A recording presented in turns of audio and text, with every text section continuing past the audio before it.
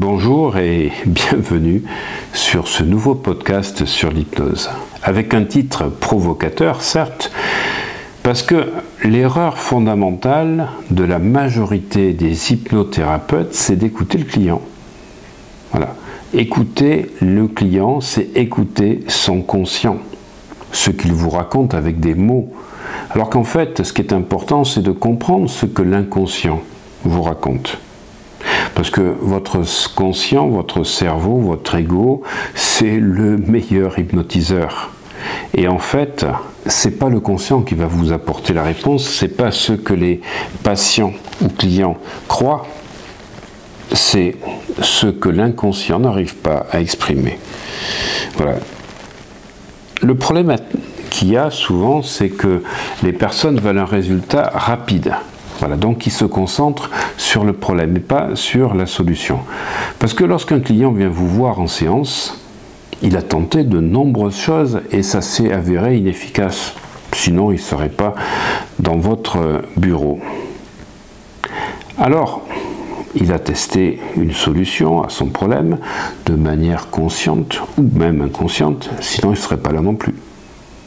C'est pour ça que la plupart des personnes viennent vous voir avec une solution.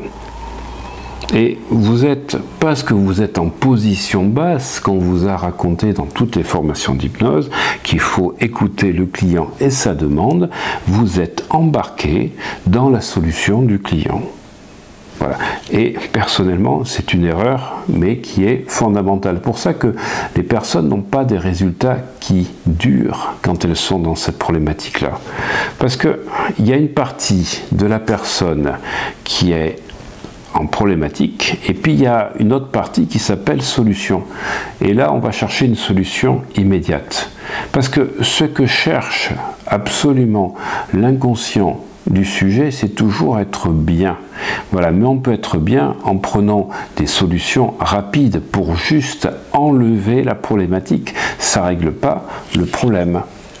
Voilà, je prends l'exemple d'une personne qui grignoterait dès qu'elle rentre chez elle.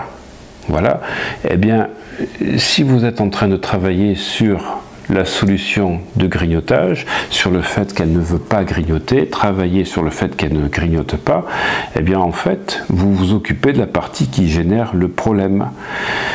Alors qu'en fait, elle a un besoin beaucoup plus important qui n'a pas été écouté par le conscient du sujet.